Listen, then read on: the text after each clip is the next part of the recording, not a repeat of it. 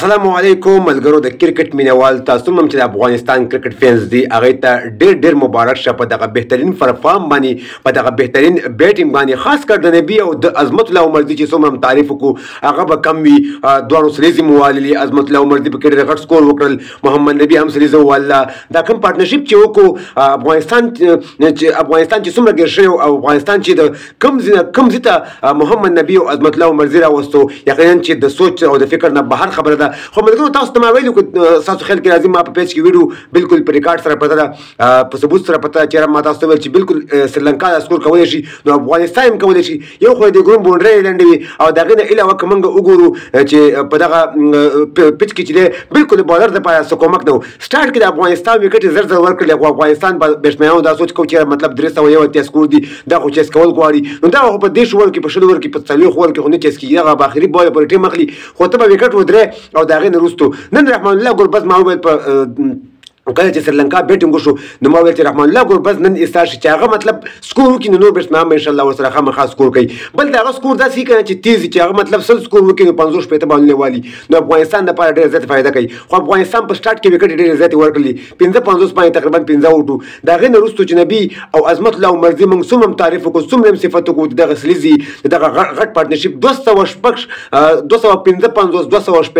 پارتنرشپ دغه د افغانستان دپاره په شپږمې وکټ باندې هایست پارتنرشپ شو یو عالمي ریکارډ په سریلانکا باندې جوړ کړو چې د شپږمې وکټې لپاره افغانستان ټیم یو ډېر غټ پارتنرشپ وکړو 301 سکور ما تاسو ته ویل ملګرو چې ډېر غټ سکور دي خو منم چې په دغه پیچ کې د سکور غټ دی خو په دې پیچ کې چې دی داسې کوم بریک نشته دی مطلب سټارټ کې چې کله افغانستان وکټ لاړې افغانستان بیټسمینانو لږه تیزي وکړله بل نوی بولي د ماښام نه وروستو پرخ هم غورځېږي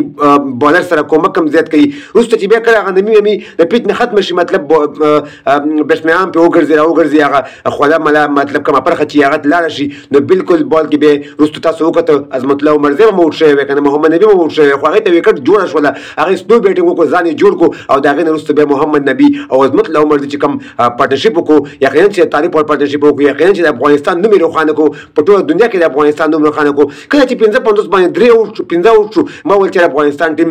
ډېر زیات مشکل سره مخ دی 100 سکور هم ډېر زیات مشکل باندې کېږي ځکه چې 15 لوبغاړي مهم لوبغاړي اوټ شو عظمت الله عمر زی او محمد نبي پاتې وو نو که دوی هم اوټ شوی وی نو افغانستان به سکور نشو کولی خو نن پکې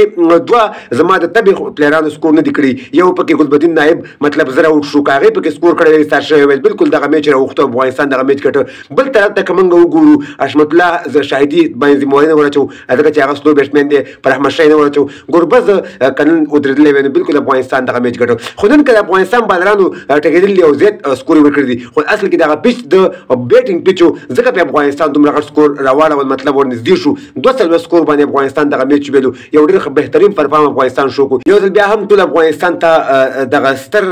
سکور چې ډېر غټ سکور افغانستان وکړل 309 سکور افغانستان وکړل عالمي ریکارډ افغانستان جوړ کړو په دغه میچ کې شپږمې وکټ باندې کوم پارتنرشپ چې نبي او عظمت وکړو محمد نبي او د عظمت الله عمر زی چې څومره موږ تعریف وکړو هغه به کم وي نو ویل پلیډ افغانستان ټیم ویل پلیډ عظمت الله عمر زی ویل پلیډ محمد نبي نو که تاسو هم د محمد نبي مینوالي وئ د افغانستان مینوالي وئ د عظمت الله عمر زی مینوالي وئ نو په کمنټ کې د نمونه مو لیکئ او دغه ویډیو دغه اکاونټ دپاره نن لایک هم کوئ او نن سره شیر هم کوئ او زموږ یوټیوب چینل د سره ضرور سبسکرایب کړئ او زموږ پیج هم د سره فالو کړئ د ویډیو کتلو ډېره مننه ویډیو مخکې ملګرو سره ضرور شیر کړئ نور ښه وخت ولرئ د الله په امان